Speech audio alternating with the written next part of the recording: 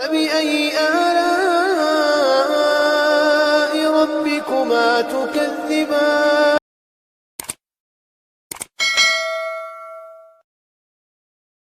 أما بعد فأعوذ بالله من الشيطان الرجيم بسم الله الرحمن الرحيم ومن أحسن قولا ممن دعا إلى الله وعمل صالحا وقال إنني من المسلمين صدق الله العظيم۔ میرے پیارے بھائیوں اور بزرگوں، دنیا کو اللہ نے ذمہ داریوں کے پورا کرنے کی جگہ بنایا ہے۔ خواہشات کے پورا کرنے کی جگہ دنیا نہیں ہے۔ یہاں کسی کی بھی خواہش پوری ہوتی نہیں ہے، کسی کی بھی منچاہی یہاں پوری نہیں ہوتی۔ یہ جگہ اس کے لیے ہے ہی نہیں۔ یہ تو ذمہ داریوں کے پورا کرنے کے لیے بنائی گئی ہے۔ دار العمل اس کو کہتے ہیں، عمل کی جگہ ہے، ذمہ داری پوری کرنے کی جگہ۔ جس طرح فیکٹری کارخانہ کہ یہاں کام کرنے کے لیے آدمی آئے گا اور کسی کام کے لیے نہیں آئے گا، ایسے ہی یہ ذمہ داریوں کی جگہ ہے، خواہشات کی جگہ نہیں ہے۔ خواہش کی جگہ دوسری ہے، اس کو جنت کہتے ہیں۔ اس میں سب چیزیں وہ ہوگی جس کی آدمی خواہش کرے گا، بلکہ اس کے خواہش سے بھی زیادہ دیں گے۔ وَلَدَيْنَا مزید، کہ تم خواہش کرو، تمنا کرو، وہ بھی دیں گے، اور ہمارے پاس اس سے بھی زیادہ ہے، وہ بھی آپ کے لیے ہے۔ اور یہاں ایسا نہیں ہے، یہاں کسی بھی کی خواہش پوری نہیں ہوتی۔ وہ کیسے؟ کہ کوئی آدمی مرنا نہیں چاہتا، سب کی خواہش ہے کہ زندہ رہیں، کوئی بھی نہیں، اس کی خواہش یہ کہ میں زندہ رہوں، لیکن یہ خواہش کسی کی پوری نہیں ہوتی، اور موت آ جاتی ہے۔ مرنا کون چاہتا ہے؟ کوئی نہیں چاہتا مرنا ناگوار ہے، مرنا ناپسند ہے، لیکن اس کے باوجود کہ موت آئے گی، تو یہی سب چیزیں ختم ہو جائیں گی۔ اس لیے کامیاب آدمی وہ ہے جو اپنی دنیا کو عمل میں استعمال کرے۔ حضور صلی اللہ علیہ وسلم فرماتے ہیں الکیس من دان نفسہ وعمل لما بعد الموت، الکیس من دان نفسہ وعمل لما بعد الموت، کہ سمجھدار باہوش وہ آدمی ہے جو اپنی ذات پر قابو کرے، اپنی ذات کو موتی و تابعدار بناوے اللہ کے حکموں کا، یعنی کہ موت کے بعد کام لگے وہ عمل آج کرے، وہ ہے سمجھدار۔ اس نے نتیجے پر نظر کی ہے، یہ نتیجہ آنے والا ہے، کیونکہ اللہ تعالیٰ زندگیوں کے نتیجے لائیں گے۔ ایسے نہیں تھا زندگی کے ایک بلبلہ پانی میں اٹھا پھوٹ گیا، کیا تھا کیا نہیں تھا کچھ نہیں، ایسا نہیں ہے، بلکہ بتایا کہ تمہاری زندگیوں کے ہم نتیجے لائیں گے، کیونکہ اس کو دارالعمل بنایا گیا ہے، اس لیے اپنے اپنے عملوں کا نتیجہ اس کے سامنے آئے گا۔ تو نتیجہ آنے سے پہلے اپنے نتیجے کو اچھا بناوے، تاکہ موت کے بعد حسرت اور پچھتاوا نہ ہو۔ حدیثوں میں ہے کہ ہر آدمی کو اس کی موت پر پچھتاوا ہوگا۔ تو پوچھا گیا کہ جو اچھے لوگ ہیں ان کو کیوں پچھتاوا ہوگا؟ برے کو تو خیر ہونا ہی ہے، اس نے تو برائی کیا ہے، پھر اچھے کو کیوں پچھتاوا ہوگا؟ کہ اچھے کو اس لیے پچھتاوا ہوگا کہ وہ یوں پچھتائے گا کہ میں نے زیادہ کیوں نہیں کیا. یہاں تو بہت ملتا ہے، اللہ تعالیٰ بہت دیتے ہیں. اور کہاں سے شروع کہاں سے کرتے ہیں کہ آدمی کی نیت سے دینا شروع کرتے ہیں. کہ نیت کی ہے کہ میں یہ کروں گا، اس کی نیت کر لی، کہ نیت پر دینا شروع کر دیا. یہ دین ہے اللہ تعالیٰ کی، کوئی نہیں اندر نیت کو سوائے بندے اور اللہ کے کہ نیت پر ملے گا. بلکہ حضور تو فرماتے ہیں نیت پر ہی ملے گا، بغیر نیت کے نہیں ملے گا. نیت سے عمل عبادت بنتا ہے، بغیر نیت کا عمل عادت کہلاتا ہے. ایک عادت ہے، کرتے ہیں لوگ، ان کی کوئی نیت نہیں ہوتی، بغیر نیت کے ہو جاتا ہے. کہ نیت پر دیں گے اور نیت پر ہی دیں گے، اس لیے نیت پر دینا شروع کیا ہے. پھر عمل کیا اور صحیح عمل کیا اور صحیح نیت سے کیا کہ اب اس عمل پر دیں گے اور بڑا چڑھا کر کے دیں گے. ہاں، بڑا چڑھا کر کے دیں گے. وَإِن تَكُ حَسَنَةً يُضَاعِفْهَا وَيُؤْتِ مِن لَّدُنْهُ أَجْرًا عَظِيمًا. کہ اگر نیکی ہوئی ہے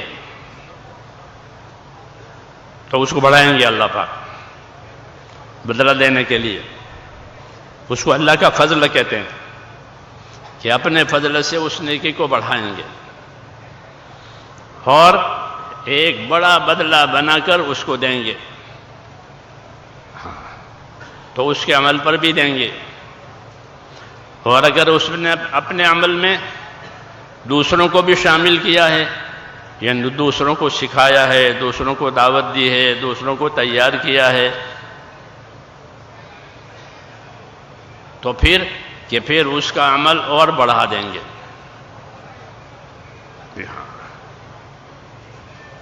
تو وہ کہے گا کہ یہ میرے پاس کہاں سے آ گیا کہ تم نے فلانے کو اس کام کے لیے تیار کیا تھا، اس کو تم نے سکھایا تھا،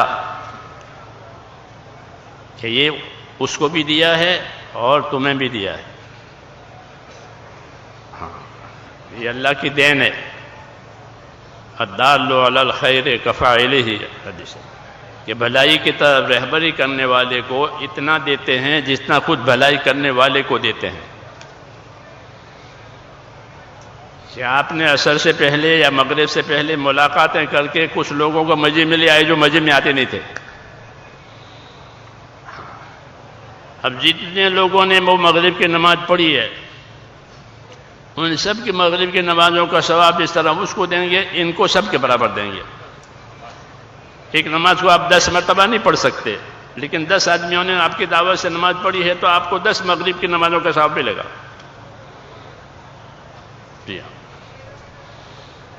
یہ کمائی ہے اس امت کی کہ اس کو ایسا عمل دیا ہے کہ وہ اپنی ذات سے بھی کرے اور اپنی ذات سے کرتے ہوئے دوسروں میں بھی اس کو چلاوے. مولانا الیاس صاحب اس کی ترغیب دیتے تھے کہ بھلے آدمی ہو خود نہیں کر سکتے تو دوسروں سے تو کراؤ، وہ کریں گے اور خدا تمہیں بدلہ دیں گے. کتنا آسان ہے کہ وہ کریں گے. ہمارے یہاں مالیگاؤں مشہور شہر ہے مہاراشٹر کا، شروع میں 40-50 سال پہلے کی بات ہے، چھوٹے سے قد کے ایک مولوی محمود صاحب تھے، بہت خوش مزاج تھے. شروع کے لوگوں میں سے ہمارا بھی ان سے ملنا جلنا ہوا. وہ خوش مزاج تھے، لوگوں کو ہنساتے تھے. کہتے تھے کہ میں نے ایک پیالی چائے میں آدمی کو تبلیغی بنا دیا. ایک ہی پیالی چائے پلائی. ایک پیالی چائے میں وہ کیسے تبلیغ ہوا کہ وہ چائے بھی پی، اب وہ ملکوں میں جا رہا ہے، وہ دنیا میں کام کر رہا ہے. میں نے ایک ہی پیالی چائے پلائی ہے. ہاں، ایک پیالی چائے سے وہ کیسے تبلیغی ہو گیا؟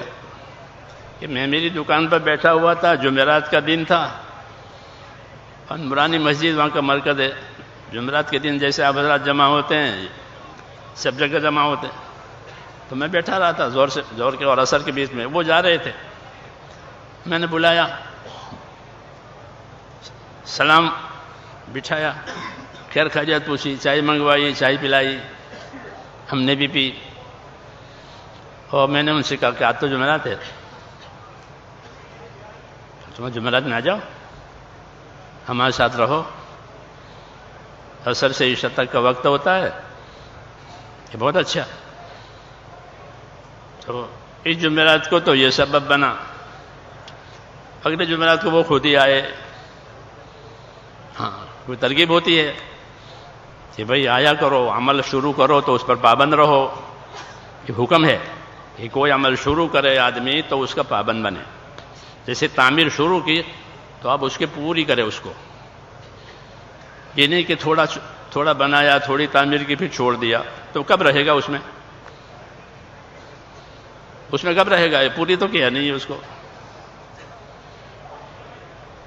تو اس نے آنا شروع کر دیا، پھر جانا شروع کر دیا جماعت میں، 3 دن کی جماعت جا رہی ہے تو اس میں چلے گئے، پھر چلے میں چلے گئے۔ وہ تو اللہ تعالیٰ نے بندے میں استعداد رکھی ہے، صلاحیت رکھی، قابلیت رکھی ہے خدا نے، پھر وہ قابلیت اندر سے کام کرتی ہے، اور کام کو آدمی اوڑھتا ہے، سمجھتا ہے، اور اپنے آپ کو کام میں چلاتا ہے۔ تو وہ جانا شروع کر دیا، اور اب وہ ملکوں میں جا رہا ہے، اور میں نے ایک ہی پیالی چائے پلائی ہے، کوئی زیادہ محنت نہیں کی ہے۔ سب سے آسان کام کہ دعوت دینا، کہ دعوت دو اخلاص سے، بھائی کی ہمدردی سے، پھر دیکھ لو کتنی خیر آتی ہے۔ جی ہاں، یہ بنیاد ہے کہ دعوت دے کر دین پر چلو، اذان دے کر نماز پڑھو۔ ہاں، اذان دیتے ہیں، نماز پڑھتے ہیں، کہ دعوت دو، نماز پڑھو، اس طرح دعوت دو، عمل کرو، دعوت دو، عمل کرو، یہ ہمارا کام ہے۔ حضور صلی اللہ علیہ وسلم داعی ہیں، مبلغ بھی ہیں، معلم بھی ہیں، یعنی تبلیغ کرنے والے بھی ہیں، علم دین دینے والے بھی ہیں۔ جی ہاں، ہر امتی ایسا ہی ہے کہ وہ اپنا دین سیکھے، اپنے دین کی دعوت دے، اپنا دین سیکھے، اپنے دین کی دعوت دے، نبیوں کے نقش قدم پر۔ ہاں، پھر کہ خیر کے دروازے کھل جائیں گے، خیر بہت ہے۔ حدیث شریف میں ہے کہ الخیر کثیر وقلیل فاعلہ، یہ مسئلہ ہے کہ الخیر کثیر، کہ خیر تو بہت ہے لیکن کرنے والے، کہ اس خیر کے حاصل کرنے والے تھوڑے، ورنہ خیر کے بہت۔ ایک دفعہ حضور صلی اللہ علیہ وسلم نے فرمایا کہ ہر آدمی 6000 نیکی روزانہ کما سکتا ہے۔ اتنے 6000 نیکی۔ مصیبت یہ ہو گئی کہ ہمارے پاس نیکی کی قدر نہیں ہے، مال کی قدر ہے۔ یہ بھی ایک مصیبت ہے کہ اللہ کے وعدوں کا یقین، اللہ کی بشارتوں سے خوش ہونا یہ نہیں رہا۔ اس لیے ہم کھوٹ میں ہیں کہ دنیا کو آگے کرتے ہیں، آخرت کو پیچھے کرتے ہیں۔ یہ بیماری لگ گئی ہے کہ دنیا کو تو آگے کیا، دنیا کو پہلے کیا، دنیا کو پہلے سمجھا، اور جب اور کوئی کام نہیں آیا تو پھر آخرت۔ اس لیے فرمایا کہ خیر تو بہت ہے، اور کمانے والے، خیر کمانے والے تھوڑے۔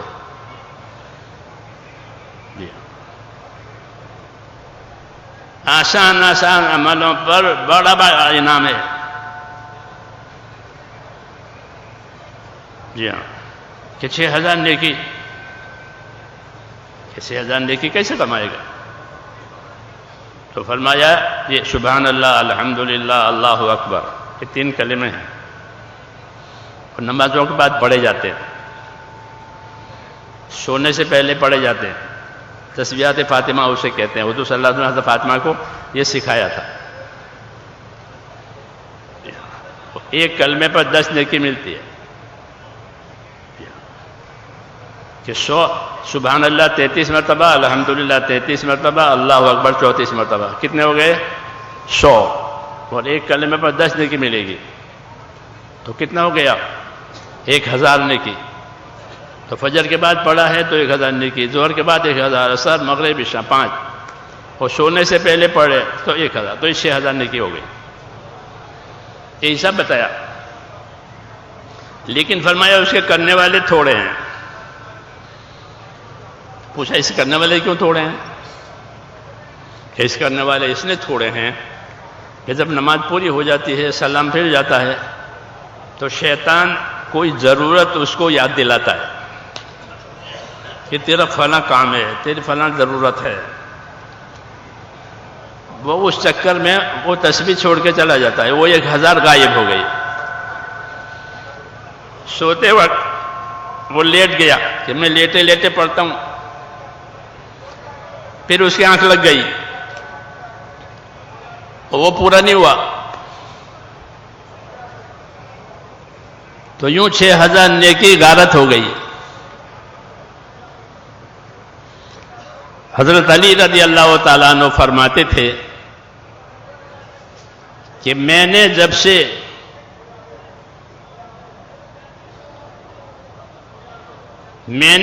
یہ حدیث سنی، حضور صلی اللہ علیہ وسلم نے یہ حدیث ہم کو پہنچائی ہے،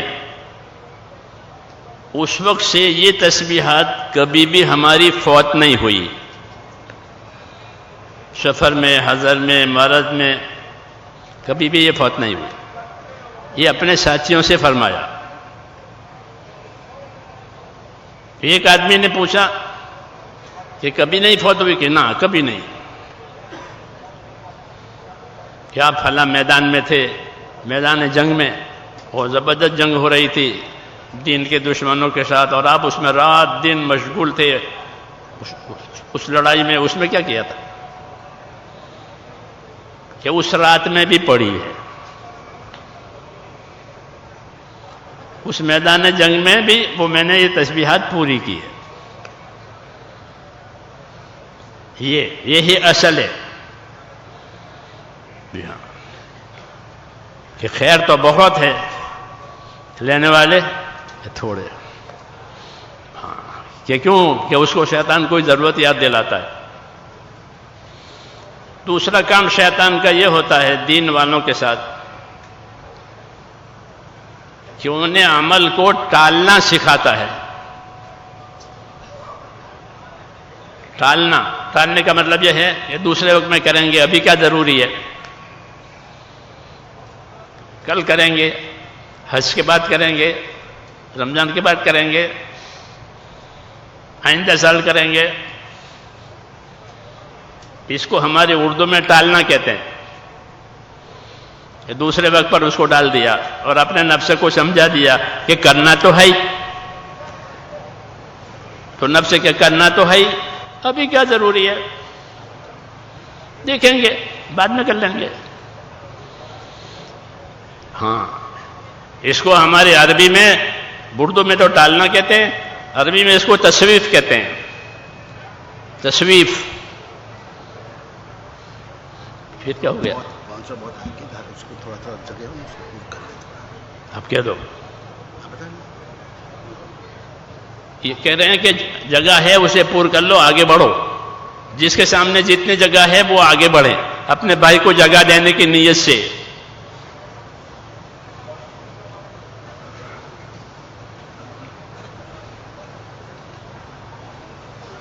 یہ حکم ہے کہ تمہیں جب کہا جاوے کہ مجلس میں کشادگی پیدا کرو تو کشادگی پیدا کرو کہ اللہ تمہارے اوپر کشادگی کرے گا.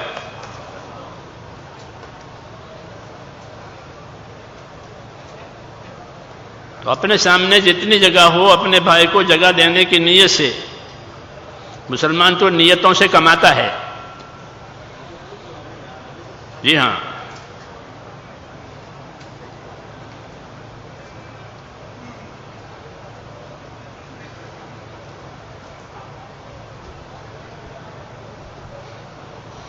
تو میں کیا کہہ رہا تھا؟ کچھ یاد نہیں ہے.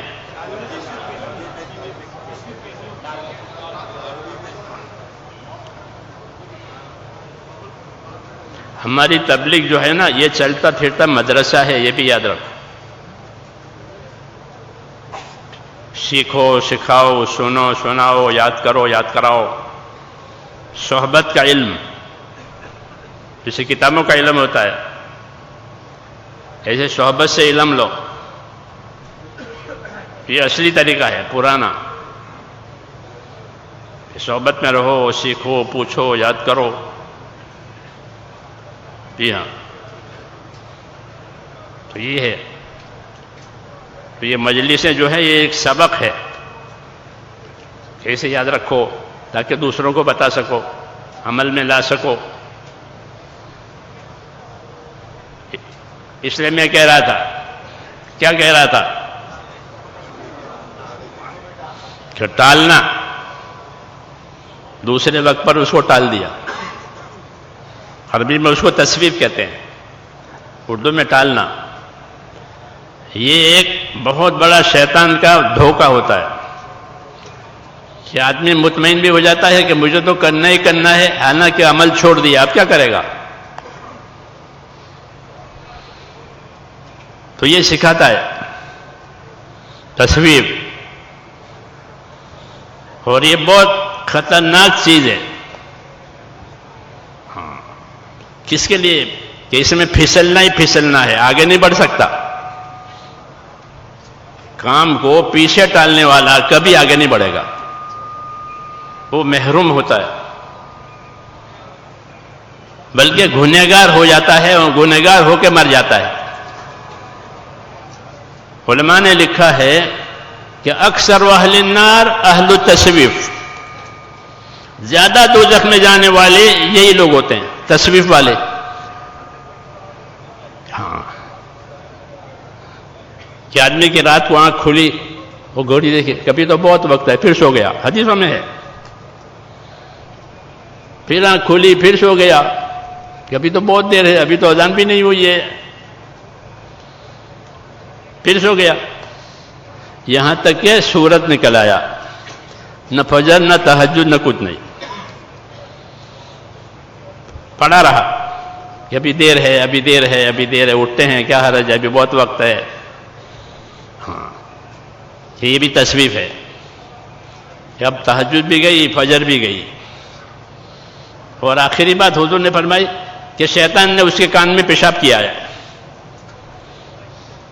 جی ہاں، اس کی نوست ہے کہ اب دن بھر دین کے کاموں میں یہ سست رہے گا، جی نہیں لگے گا دین کے کاموں میں.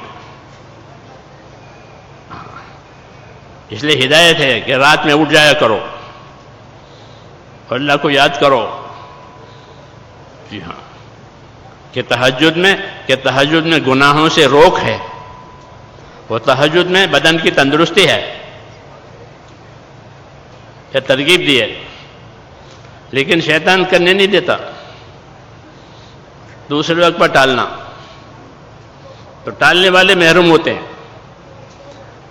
دوسروں کے حقوق ہوتے ہیں، لینا دینا. وہ دیا نہیں کہ دیں گے، کوئی کھا کے مر گئے ہیں، یوں کہتے ہیں دیں گے، کوئی کھا کے مر تھوڑے گئے ہیں. ہاں، پھر نہیں دے پاتے، وہ مر جاتے ہیں. اس لیے کہا کہ اکثر لوگ دوزخ میں اس راستے سے جائیں گے، تصویب کے راستے سے. حضور صلی اللہ علیہ وسلم کے زمانے میں جب آپ نے اپنا کام شروع کیا مکے میں، تو اس زمانے میں لوگ حج کرتے تھے، جاہلیت کا حج، اسلام کا حج ابھی نہیں آیا تھا. لیکن عرب چونکہ کعبہ شریف کو مانتے ہیں تو بیت اللہ پر آتے تھے، اپنا حج بھی کرتے تھے. وہ جاہلیت کا حج تھا، تجارت بھی کرتے تھے، بازار بھی لگتے تھے اور حج بھی کرتے تھے. تو مجمع ہو جاتا تھا حج کے دنوں میں مینا میں. رسول صلی اللہ علیہ وسلم نے چونکہ اپنا کام شروع کر دیا تھا، اس لیے آپ صلی اللہ علیہ وسلم مینا میں تشریف لے جاتے تھے مجمع میں. آپ کے ساتھ کبھی ابو بکر ہوتے تھے، کبھی عباس ابن عبد المطلب ہوتے تھے، جو لوگوں کو جانتے ہیں. رہبری کرنے کے لیے. ابو بکر رضی اللہ عنہ سب سے بڑے رہبر ہوتے تھے، کیوں ابو بکر کو لوگوں سے بہت تعلقات تھے تاجر ہونے کی وجہ سے، اور ان کا ایک وقار تھا لوگوں کے دلوں میں اسلام سے پہلے بھی. تو لوگوں کو بہت جانتے تھے، ان کے نسب کو، ان کے خاندانوں کو جانتے تھے، اس لیے آپ کے ساتھ ہوتے تھے.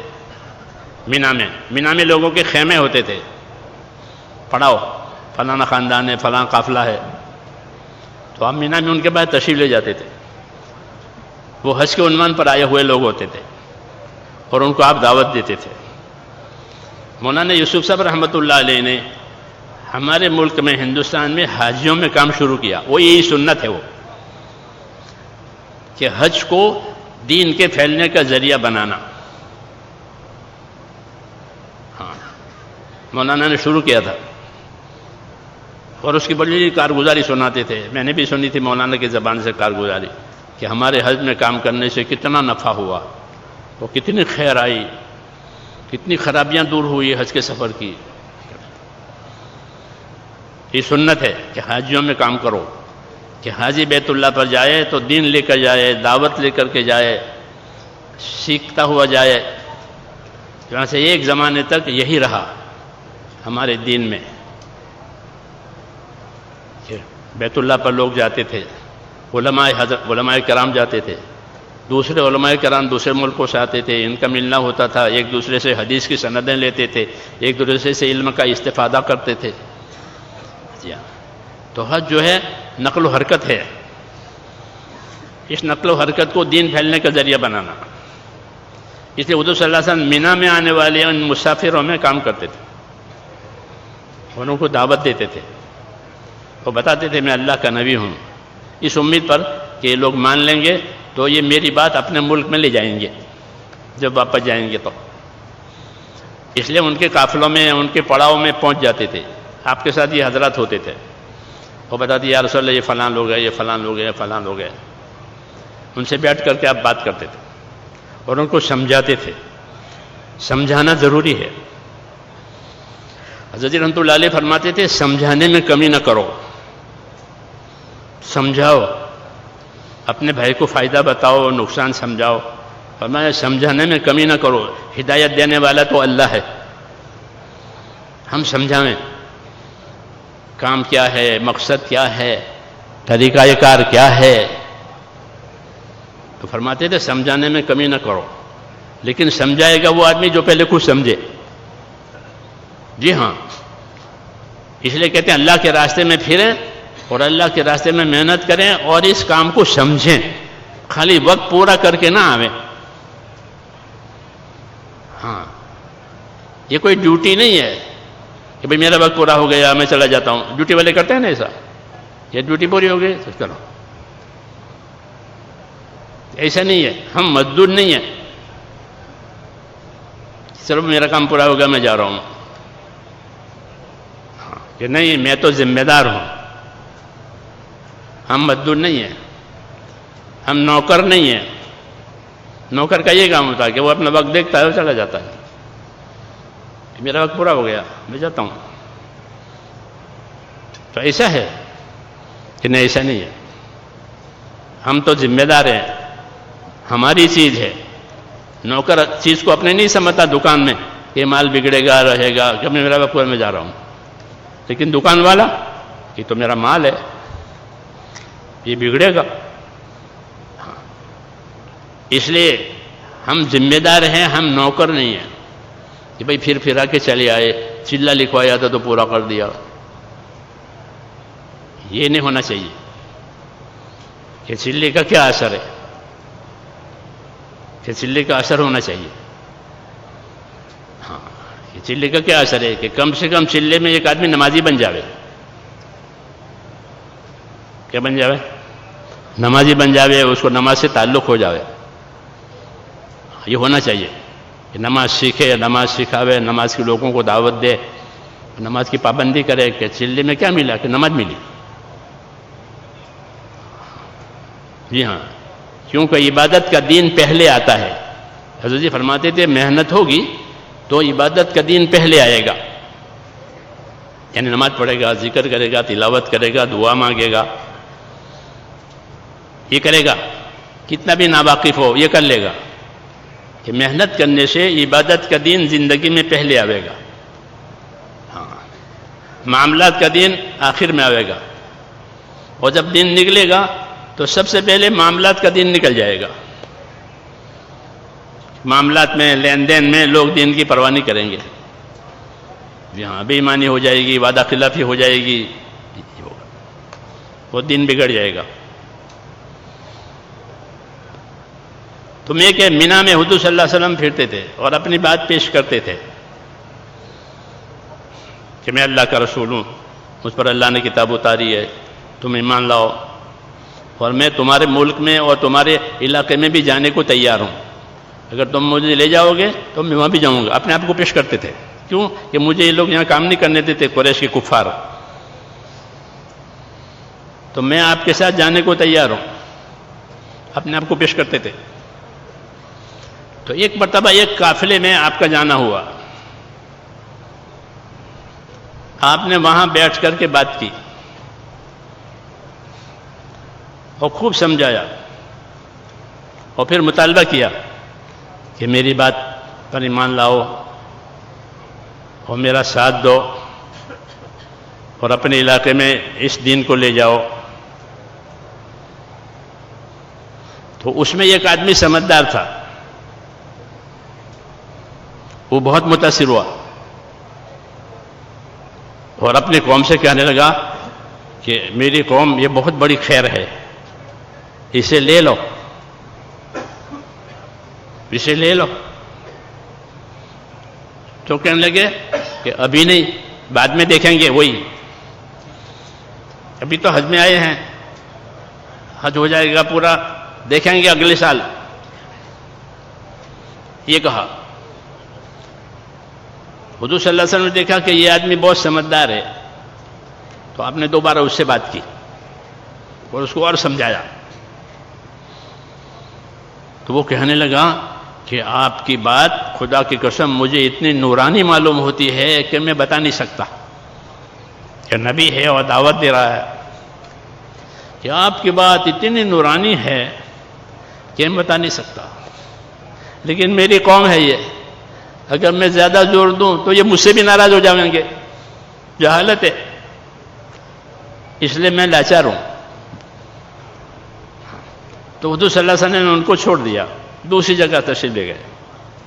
ان میں آپس میں بات چلی کہ بھئی ایک بات آئی ہے، لیکن قوم نے کہا کہ نہیں ابھی نہیں، بعد میں، ابھی حج ہو جائے گا، حج پورا ہو جائے گا، گھر جائیں گے پھر دیکھیں گے جو ہونا ہوگا۔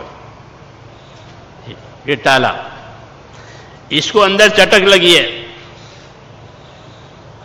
کہ ایک بات سامنے آئی ہے، یہ ہونی چاہیے۔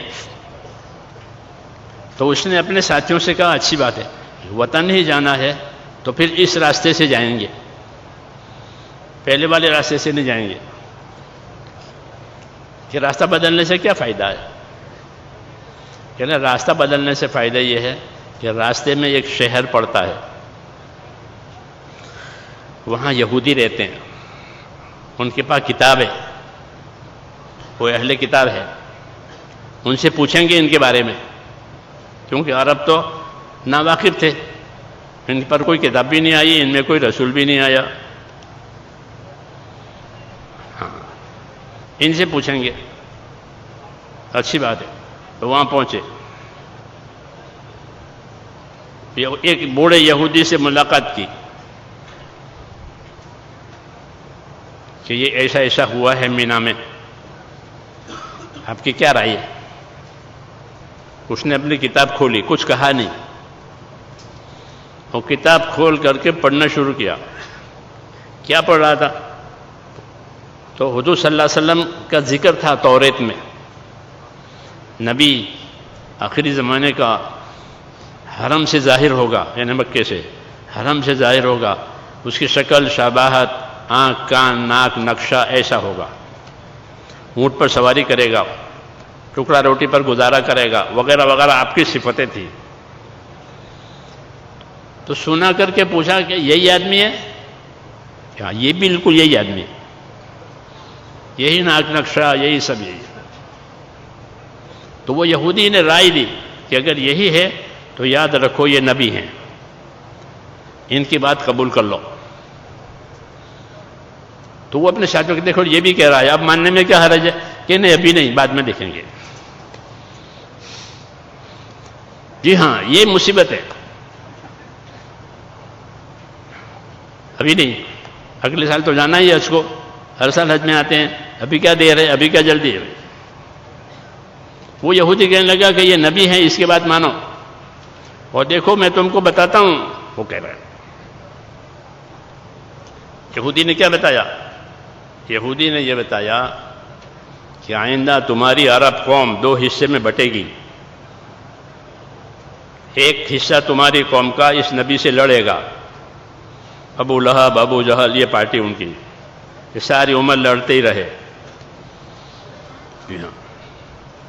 ایک طبقہ تمہارا اس نبی سے لڑے گا، ایک طبقہ تمہارا اس نبی کی تابعداری کرے گا. یہ میں تمہیں بتاتا ہوں کہ ابو بکر ہوئے، عمر ہوئے، یہ تابعداری کرنے والا ایک گروہ. میری رائے ہے، کہہ رہا ہے میری رائے ہے کہ نبی سے لڑنے والے مت بنو، نبی کی تابعداری کرو. تیسری بات اس نے یہ کہی کہ جو میری قوم ہے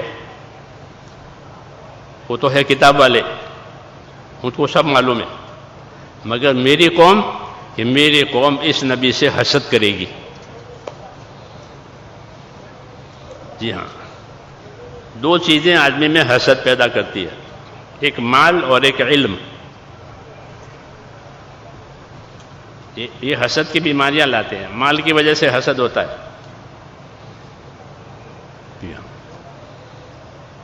اور ایک علم کی وجہ سے حسد ہوتا ہے. مال اور علم، اگر آدمی اپنے آپ کو صحیح استعمال نہ کرے تو مال کی وجہ سے بڑائی آتی ہے. مالدار ہو گئے، بڑے آدمی ہو گئے، پھر مال اس کو حق بات سمجھنے نہیں دیتا. یہ اثر ہے مال کا کہ مال صحیح بات سمجھنے نہیں دیتا. جی ہاں، ایسا دل ہو جاتا ہے مال کی محبت میں.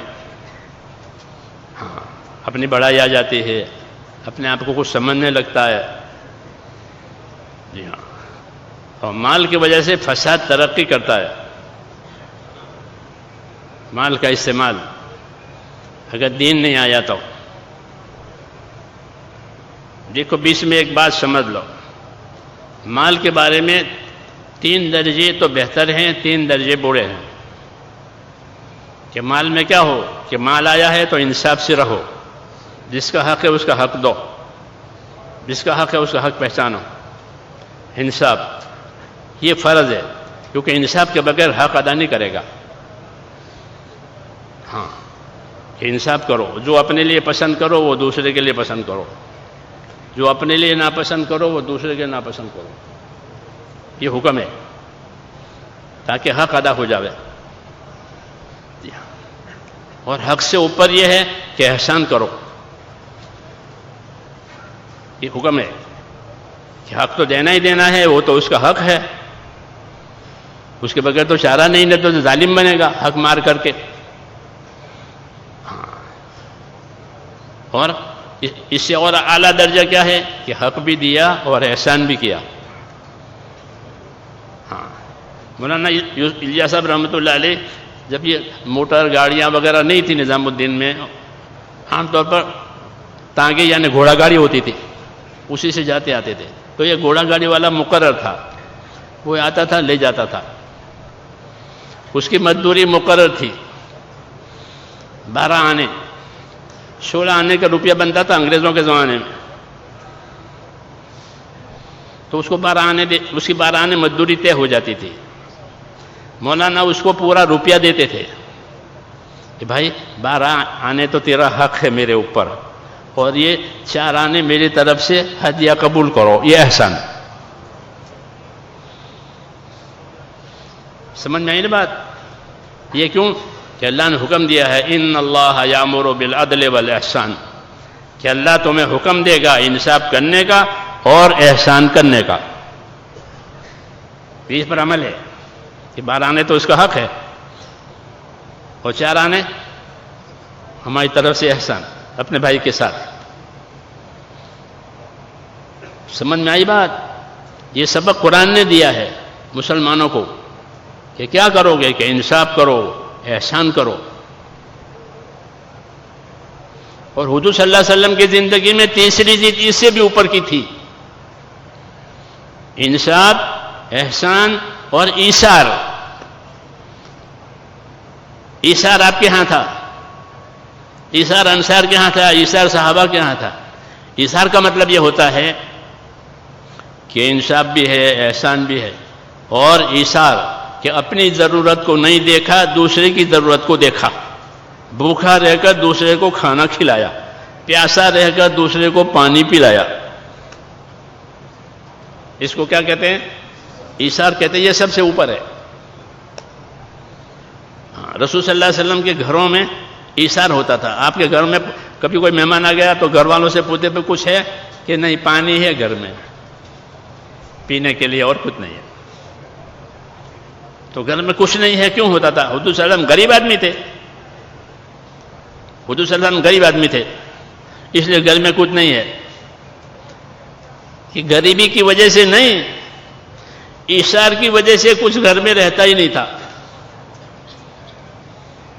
کہ آپ نے شام کا کھانا کھایا ہے تو پھر دوپہر کا کھانا نہیں کھاتے تھے، اور دوپہر کا کھانا کھایا ہے تو پھر شام کا کھانا نہیں کھاتے تھے، اور جو آتا تھا وہ لوگوں کو دے دیتے تھے. ایثار یہ تعلیم ہے، یہ تعلیم ہے. انصاف کرو، احسان کرو، ایثار کرو. کیونکہ مال دیا ہے، طاقت دی ہے. اکرام مسلم میں یہ سب چیزیں ہیں. ہماری تبلیغ پورے دین کی ہے، یہ دعوت پورے دین کی ہے، خالی چلوں کی نہیں ہے، سال نکلنے کی نہیں ہے، پورے دین کی ہے. کہ محنت کر کے اپنے اندر ایسی صلاحیت پیدا کی جائے کہ ہمارے اندر پورے دین پر چلنے کی طاقت آوے. پھر پوچھ کر، معلوم کر کر کے عمل کرو. جاننے والوں سے پوچھو، علم والوں سے پوچھو. تو یہ 3 چیزیں ہیں حقوق کی ادائیگی میں. مال میں حسد پیدا ہوتا ہے، یہ اس پر میں کہہ رہا تھا. یہ انصاف، احسان، ایثار یہ ہے نبوت میں. نبی یہ سکھائے گا کہ انصاف کرو، احسان کرو، اور خدا توفیق دے تو ایثار بھی کرو. کیونکہ ایثار کے لیے تو بڑی ہمت چاہیے کہ بھوکا رہ کے کھانا کھلاوے، جی ہاں، اور پیاسا رہ کے پانی پلاوے، اپنی ضرورت کو پیچھے ڈالے، دوسری ضرورت کو آگے کرے. اس کے لیے بڑی ہمت کی چاہیے، بڑا ایمان یقین چاہیے آخرت کا. کرنے والے کرتے ہیں. جی ہاں، یہ 3 چیزیں مال میں. اور 3 چیزیں جو بری ہیں مال میں، ایک ہے اسراف کرنا. کیا کرنا؟ اسراف. ہاں، ضرورت سے زائد مال برباد کرنا. ضرورت تو 4-5 کی ہے، 4-5 روپے کی ہے، اور لگا دیے 10. یہ اسراف ہوا. یہ منع ہے کہ جتنی ضرورت ہے اتنا لگاؤ، تو تمہارے پاس بچے گا تو کسی سے پر احسان کر سکو گے. اور اسراف کیا ہے تو تمہارا ہی زیادہ خرچ ہو گیا، دوسرے کو کیا دو گے؟ چنانچہ جب مالوں میں اسراف ہوتا ہے تو مال کی برکت چلی جاتی ہے. پھر آدمی مال کا محتاج ہوتا تھا، اس لیے زیادہ کماتا ہے. کیوں؟ کہ غلط جگہ خرچ کر دیتا ہے اسراف کی وجہ سے، تو اس کو زیادہ کمانا پڑے گا. جب زیادہ کمانے میں وقت اور فکر لگے گا تو دین پر کب چلے گا؟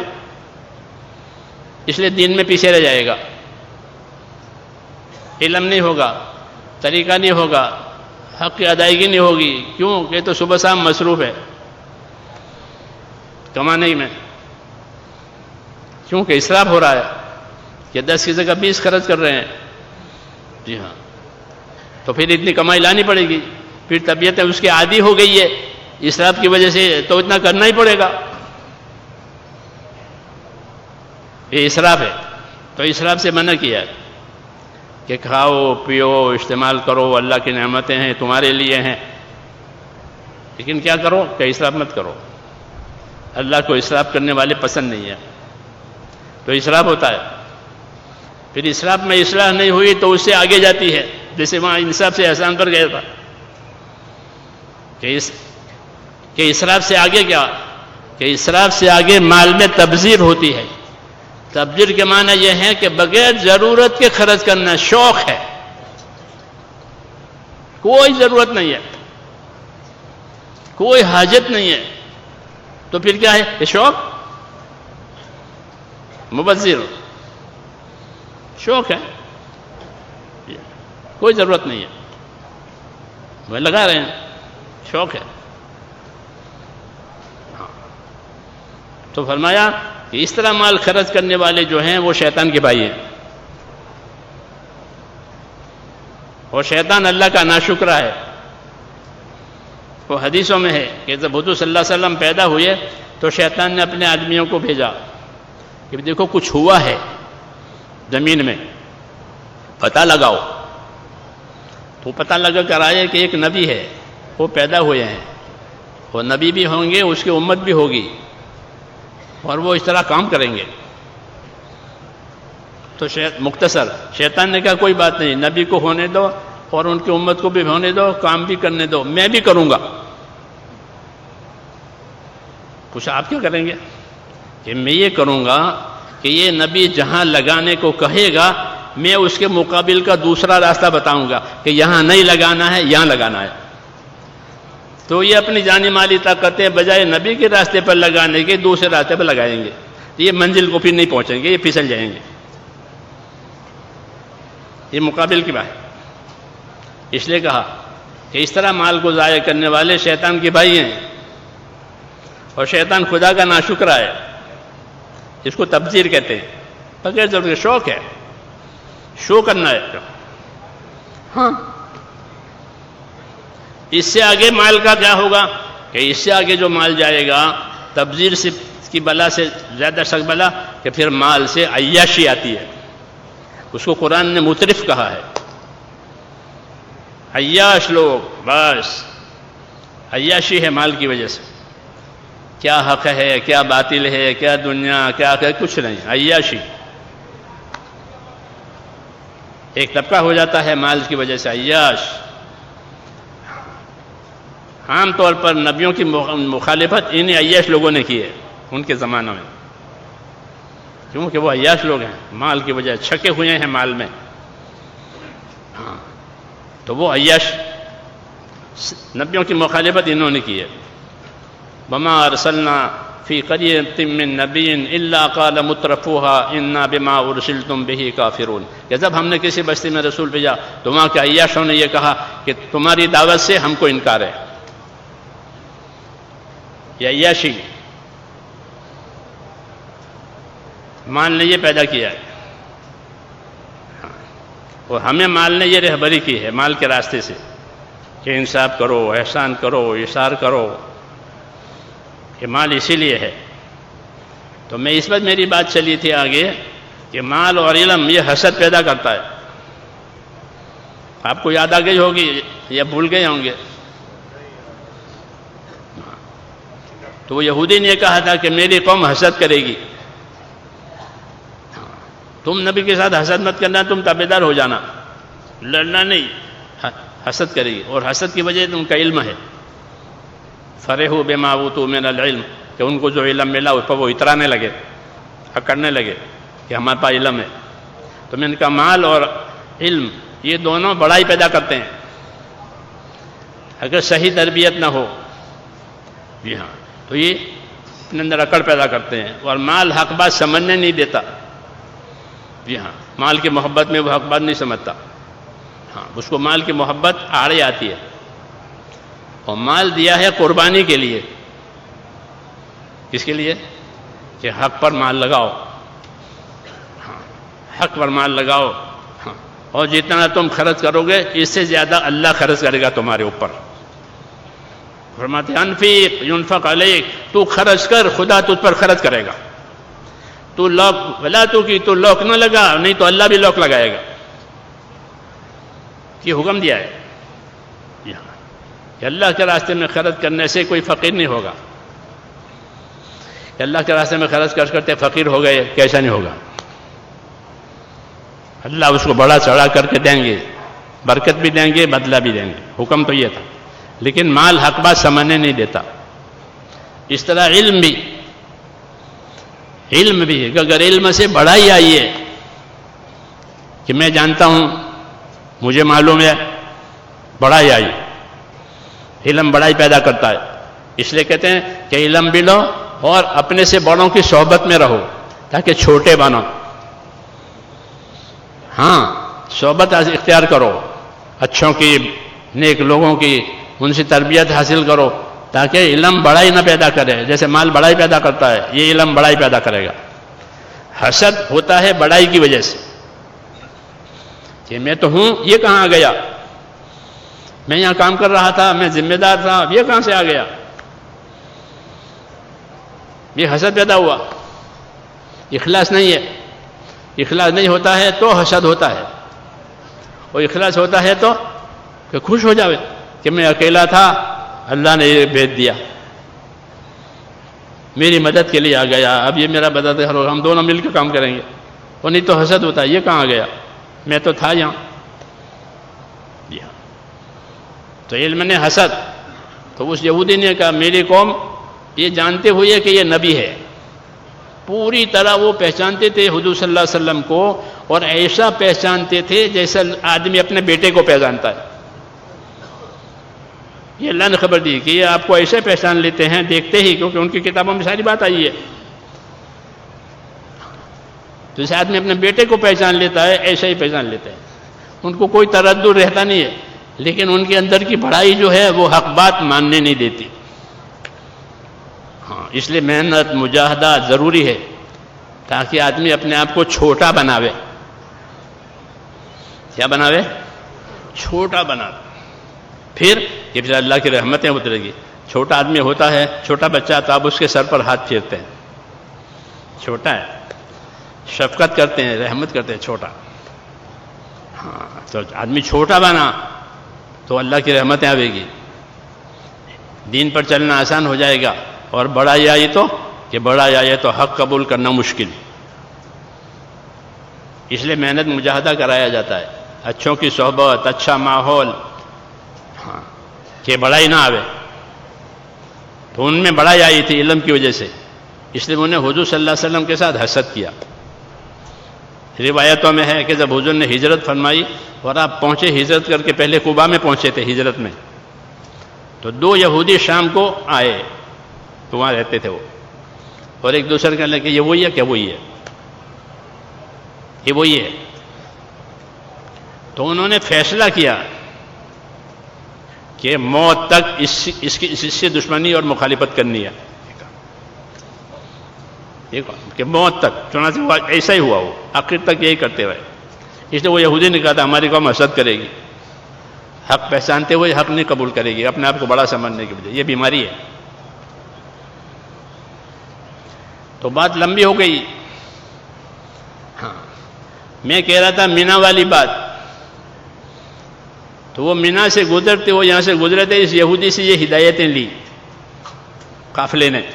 یہودی نے ان کو یہ مشورہ دیا کہ اپنے نبی کی بات ماننا، یہ نبی ہیں، ان سے لڑنا نہیں، ان سے حسد نہیں کرنا۔ تو وہ اپنی قوم کو پھر سمجھانے لگا کہ دیکھو یہ بھی کہہ رہا ہے، اس نے تو دیکھا بھی نہیں ہے۔ تو پھر وہی بات کہ ابھی نہیں، بعد میں۔ یہی سلسلہ شیطان نے چلایا ہے دین کے بارے میں، کہ جب دین کا کام آئے تو ٹالنا، کل کریں گے، اب اس بات کریں گے، بات کریں گے، نمازیں بھی اس میں غائب ہوتی ہے، رکعتیں بھی اس میں نکل جاتی ہے، سب چیزوں میں یہ، تبلیغ میں بھی کہ ابھی نہیں، بعد میں نکلیں گے۔ پھر موقع یا تو ہاتھ میں چلے جاتے ہیں یا زندگی ختم ہو جاتی ہے، دو میں سے ایک بات ہوتی ہے، دو میں سے ایک بات ہوگی۔ چنانچہ یہ لوگ گئے واپس اپنے وطن، اگلے سال آنے کا ارادہ کیا، تو اس وقت قبائل تھے، کوئی راج تو تھا نہیں، حکومتیں تو تھی نہیں، کوئی قانون نہیں، جو قبیلے کا بڑا اس کی بات مانی جاتی تھی۔ تو قبیلے کے سردار نے کہا اس سال حج کو کوئی نہیں جائے گا، تو وہ سال تو یوں گیا، نہیں پہنچ پائے. اس طرح ہر سال کچھ نہ کچھ ان کے ساتھ ہوتا ہی رہا، اور ان کو موقع نہیں ملا.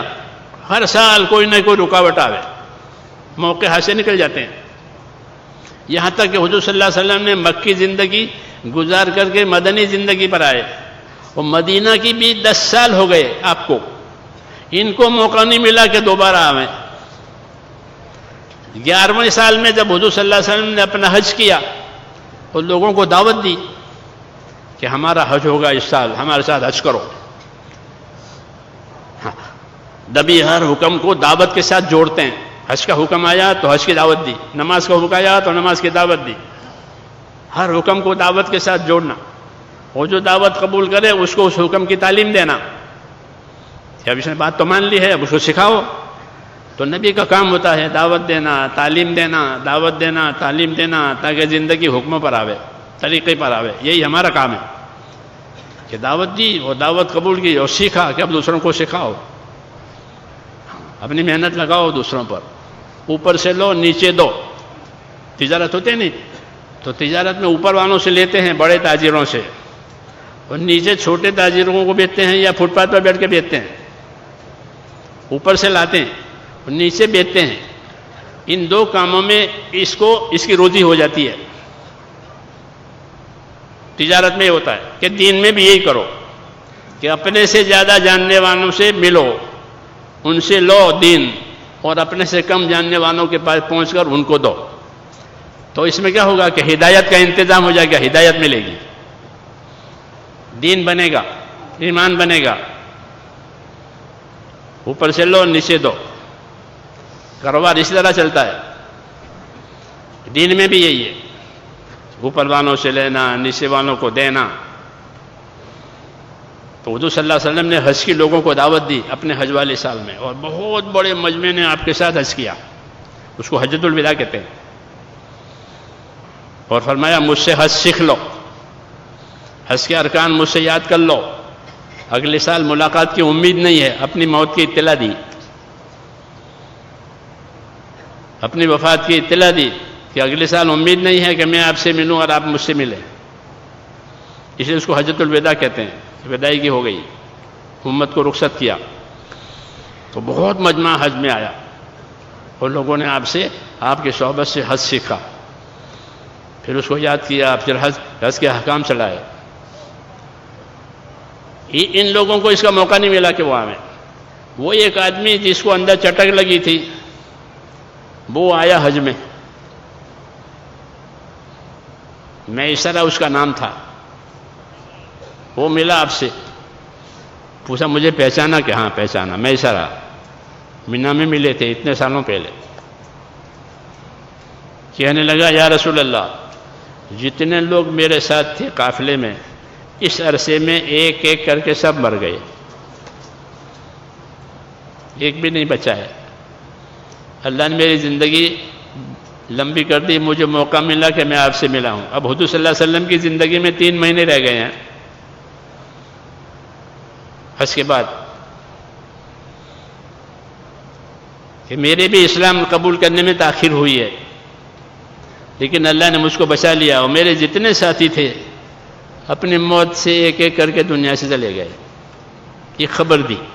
پھر مسئلہ پوچھا کہ جو لوگ اس طرح چلے گئے ہیں دنیا سے ان کا کیا ہوگا آخرت میں؟ آپ نے فرمایا کہ جو ہمارے دین پر نہیں مرے گا وہ دوزخ میں جائے گا. یہ 2 باتیں اس نے پوچھی.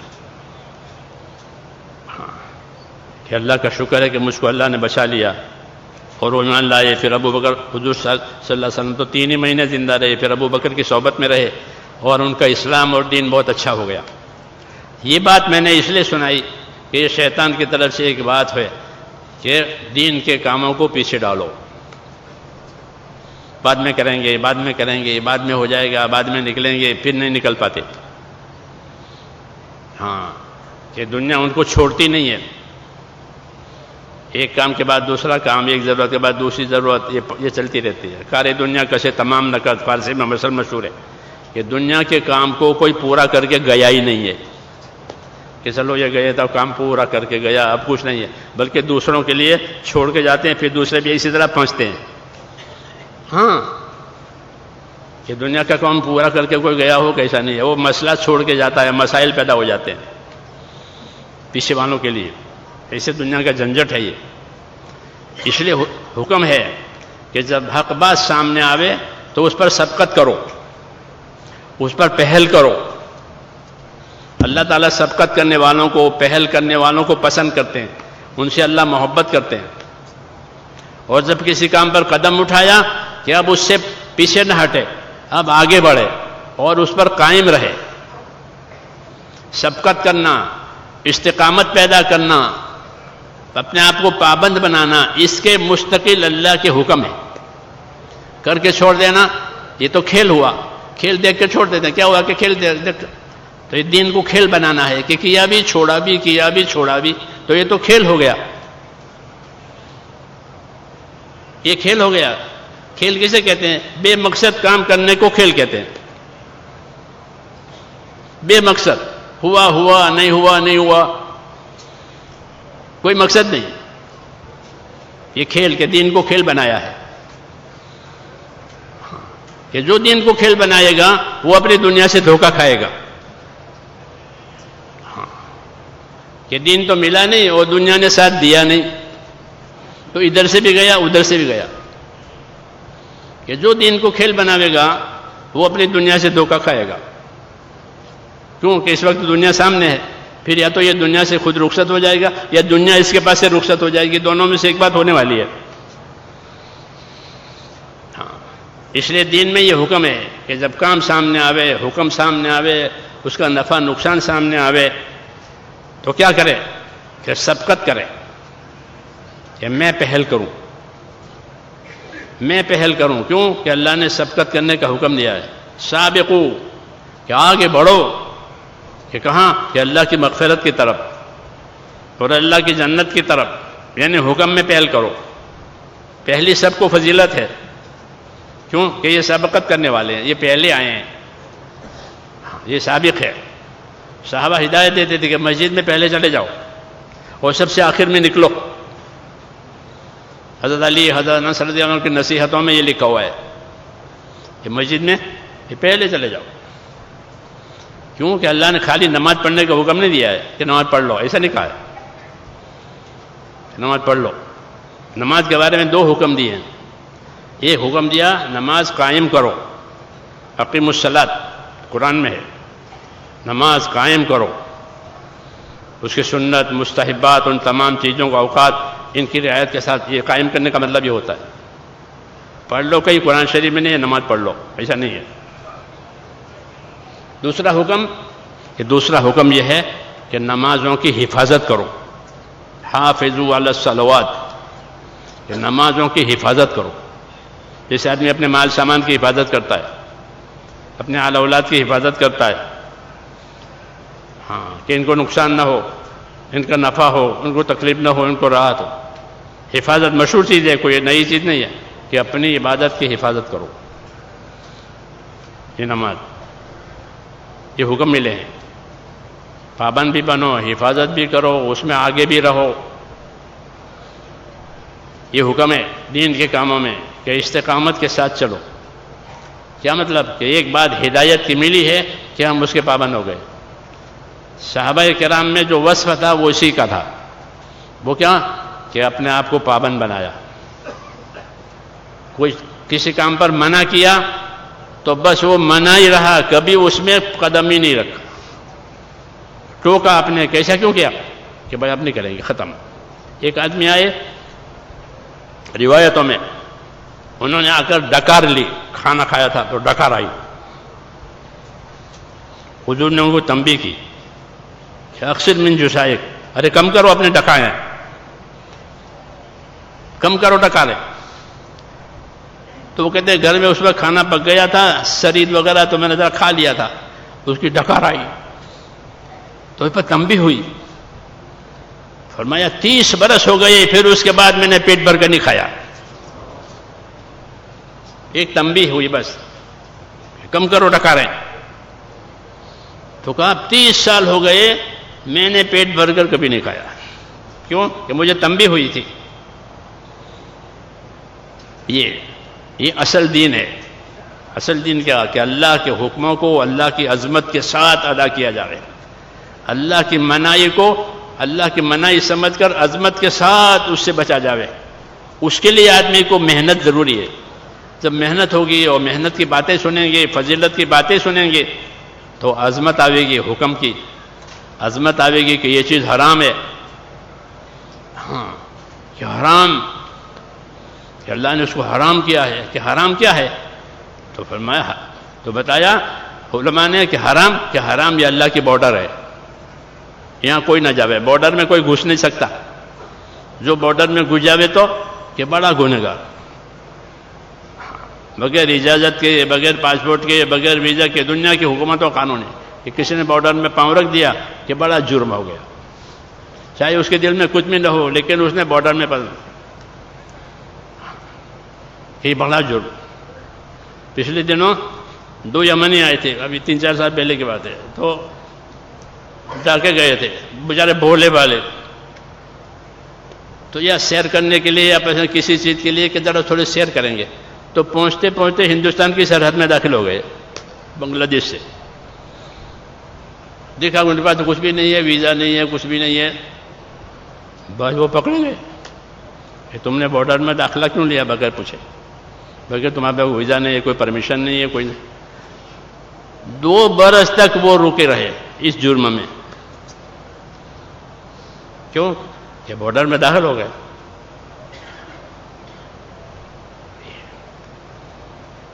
تو کہتے ہیں کہ جتنی حرام چیزیں ہیں اللہ نے کی ہیں وہ اللہ کا بارڈر ہے کہ اس سے قریب کوئی نہ جاوے. یہ حدود ہیں، یہ بارڈر ہیں، اس سے دور رہو، اس سے بچو. حرام سے بچنے کی طاقت پیدا کرنی پڑتی ہے. جی ہاں، اپنے ایمان کو، اپنے یقین کو، آخرت کو مضبوط بنا کے بغیر آدمی حرام سے بچ نہیں سکتا. کیونکہ حرام زیادہ بھی ہے، لذیذ بھی ہے. حرام میں دونوں صفتیں، حرام بہت ہے، حلال تھوڑا، اور حرام بہت، اور پھر لذیذ ہے، مزیدار ہے، تو صبر نہیں ہوتا اس سے، وہ حرام میں پھنس جاتا. اس لیے ایمان میں اتنی قوت پیدا کرنا محنت کر کے، اچھی صحبت سے، اچھے ماحول سے، کہ اللہ کے فرضوں کو ادا کرنے کی طاقت پیدا ہو جائے. کہ اللہ نے یہ چیزیں ہم پر فرض کی ہے، نماز ہے، روزہ ہے، دوسرے فرائض، کہ فرائض کی ادا کرنے کی طاقت آوے، کہ فرائض ادا ہو جائے. حرام سے بچنے کی طاقت آوے، کہ ایمان میں اتنی قوت پیدا کرو کہ جو فرضوں پر کھڑا کرے آدمی کو کہ یہ تو فرض ہے، یہ تو کرنا ہی کرنا ہے، چاہے وہ بندوں کے حقوق میں ہو، خدا کے حقوق میں ہو، یہ فرض ہے. تو ایمان میں اتنی طاقت پیدا کرنا جو اس کو فرضوں پر کھڑا کر دے، اور ایمان میں اتنی طاقت پیدا کرنا کہ وہ ایمانی طاقت اس کو حرام سے بچائے. اتنی ایمانی طاقت پیدا کرنا ضروری ہے. کیونکہ آدمی اپنی طاقت سے حرام سے بچے گا. کوئی قانون بنے، وہ قانون سے، کہ قانون نہیں روکتا، قانون سے طاقت بچنے کی نہیں پیدا ہوتی، کیونکہ قانون عمل کرنے کے لیے ہوتے ہی نہیں ہیں. جتنے دنیا میں قانون بنتے ہیں وہ عمل کے لیے نہیں ہوتے، وہ تو پکڑ کے لیے ہوتے ہیں. کہ قانون بنا ہے، اب پکڑ ہوگی، تو قانون سے عمل زندہ نہیں ہوتے. قانون تو گرفت کے لیے اور پکڑ کے لیے ہوتے ہیں. کبھی قانون بنا، کوئی کرے گا تو یہ سزا ہوگی، پکڑ ہوگی، وہ پکڑیں گے اس کو قانون کی بنیاد پر. تو قانون پکڑ کے لیے ہوتے ہیں، عمل کے لیے نہیں ہوتے. عمل کے لیے تو دین اور دین کی محنت ہوتی ہے، وہ آدمی کو روکتی ہے حرام سے. اس لیے کہتے ہیں اپنے ایمان میں اتنی قوت پیدا کرے کہ وہ ایمان اس کو اللہ کے فرضوں پر کھڑا کرے، اللہ کے حرام سے بچائے، کہ یہ چیزیں اللہ نے حرام کی ہے، چاہے وہ مال کے لائن کے ہو، اخلاق کے لائن کے ہو، عبادت کے لائن کا حرام ہو. یہ سب کہ حرام سے بچنے کی طاقت یہ پیدا کرنا ضروری ہے. کیونکہ آدمی اپنی طاقت سے حرام سے بچے گا، باہر کی طاقت اس کو حرام سے نہیں بچاتی. جیسے ہر مشین اپنی طاقت سے کام کرتی ہے، اگر مشین کے اندر کی طاقت فیل ہو جاوے تو مشین فیل ہے. تو ہر مشین اپنے اندر کی طاقت سے چلتی ہے اور کام کرتی. ایسے ہر مسلمان اپنے دین پر اپنے اندر کی طاقت سے چلے گا، باہر کی طاقت اس کو نہیں چلا سکتی. ایمانی طاقت پیدا کرنا یعنی یقین پیدا کرنا، خوف پیدا کرنا، اللہ کی رحمت کی امید، یہ چیزیں پیدا کی جاتی ہے محنت سے. پھر جس چیز میں اللہ نے رحمت کا وعدہ کیا ہے اس کو شوق سے کرے گا، جس میں اللہ نے دھمکیاں دی ہے اسے بچے گا۔ اس لیے کہتے ہیں کہ اپنے ایمان میں اتنی طاقت پیدا کرو جو فرضوں پر کھڑا کرے، حرام سے بچائے، اور تیسرا اللہ کے دین کے تقاضوں پر چلائے کہ یہ تو اللہ کے دین کا تقاضا ہے، میں کروں گا۔ یہ سمجھ میں آئی نا بات؟ لوگ تجارت کے تقاضوں پر جاتے آتے نہیں آتے؟ کہاں گئے تھے؟ کہ فلاں ملک میں۔ کہ کیوں؟ کہ میرا تجارتی کام تھا۔ تو تجارت کے تقاضوں پر جاتے ہیں، علاج کے تقاضوں پر جاتے ہیں دنیا میں، شادیوں کے تقاضوں پر جاتے ہیں دنیا میں، تقاضے ہوتے ہیں زندگی کے، ایسے دین کے تقاضے ہوتے ہیں۔ تو مسلمان کے ذمہ ہے کہ وہ اپنا ایمان ایسا بناوے کہ وہ ایمان اس کو دین کے تقاضوں پر تیار کرے، کیونکہ اگر وہ دین کے تقاضوں پر نہیں تیار ہوگا تو اس کا دین نیچے اتر جائے گا، اور سب سے پہلے یقین کمزور ہو جائے گا۔ سب سے پہلے یقینوں میں، ایمانوں میں کمزور آئے گی، خدا کا خوف کم ہو جائے گا، تو حق پر باقی رہنا دشوار ہو جائے گا، خواہشیں غالب ہو جائے گی، خواہشات غالب ہو جاتی ہے، پابندی نہیں ہوتی تو خواہشات غالب ہوتی ہے، اور جو خواہشات کے پیچھے گیا وہ گمراہ ہوا، یہ بتایا اللہ نے۔ اس لیے میرے بھائیو ہم کو یہ کام دیا ہے، اس میں اپنے اندر محنت کر کے یہ استعداد پیدا کرنی ہوتی ہے، ایمان والے، اعمال والے، اخلاق والے بننا۔ یہ تین چیزیں لے کر عام طور پر صحابہ دنیا میں چلے ہیں۔ ایمان اپنا بنایا، ایسا ایمان بنایا جو حالات سے متاثر نہ ہونے دے، اور اپنے اعمال کی پابندی کہ ان کا عمل دوسروں کے لیے عمل بنتا تھا۔ علماء نے لکھا ہے کہ صحابہ کے اعمال ہمارے علوم ہیں، صحابہ کے جو اعمال ہیں وہ ہمارے لیے علوم ہیں، تو وہ اپنے عملوں کو انہوں نے ایسا بنایا تھا، شریعت سنت اس کی روشنی میں، تو ان کے اعمال علم بن گئے ہمارے لیے کہ حضرت عمر نے یہ کیا تھا، حضرت عمر نے یہ کیا تھا، ابو بکر نے یہ کیا تھا، ان کا عمل روشنی۔ تو ایمان، اعمال، اور تیسری چیز کہ اخلاق، اپنے اندر اخلاق پیدا کیے، لوگوں سے ہمدردی کرنے کے لیے، لوگوں کی رہبری کرنے کے لیے، لوگوں سے محبت کرنے کے لیے، کیونکہ ایمان والا محبت کرتا ہے اور ایمان والے سے محبت کی جاتی ہے۔ المومن یالف ویولف، کہ ایمان والا خود ہی محبت کرتا ہے، ہاں، اور دوسروں سے محبت کرتا ہے، محبت کرنے والا ہوتا ہے، اور اس سے محبت کی جاتی ہے، ایمان کی وجہ سے لوگ اسے محبت کرتے ہیں، ہاں، اور اس میں کوئی خیر نہیں ہے جس میں محبت نہیں ہے، کہ ایمانی محبت ہے یہ، کہ ایمان کی وجہ سے محبت۔ اس لیے یہ کام ہے میرے بھائیوں، اس کو بہت ذمہ داری سے سمجھ کر کے کرنے کی ضرورت ہے۔ پھر اندر ایک بصیرت پیدا ہوگی، بصیرت، دعوت بصیرت کے ساتھ ہوتی ہے، بصیرت یعنی اندر ایک یقین کی کیفیت پیدا ہوگی، پھر وہ یقین جو ہے وہ قدم کو جمائے گا، اور آدمی ترقی کرے گا اللہ کی طرف، اپنی قربانیوں کی وجہ سے، اپنی استقامت کی وجہ سے۔ اس لیے کہتے ہیں کہ اللہ نے ایک نعمت دی ہے، اس کو نعمت سمجھ کر اس کے پیچھے لگ جائیں، یہ نہیں کہ اس کو پیچھے ڈال دیں، کہ نہیں اس کے پیچھے لگو، اس پر اپنے آپ کو ڈالو اور چلاؤ، پھر آگے کہ آگے اللہ کی مدد ہے، حالات آ جائیں تو دعا مانگو اللہ سے، کام کرتے ہوئے جو دعائیں مانگی جائے گی وہ دعا ضرور قبول ہوگی، کہ کام کرنے والوں کی دعائیں قبول ہوتی ہیں۔ اس لیے حال آنے کی وجہ سے دعائیں دی ہے کہ تمہارے پر کوئی حال آوے تو اللہ سے دعا مانگو۔ انبیاء کرام دعا مانگتے تھے حال کے لیے کہ اللہ اب یہ کر، تو ان کی دعائیں قبول ہوتی ہیں۔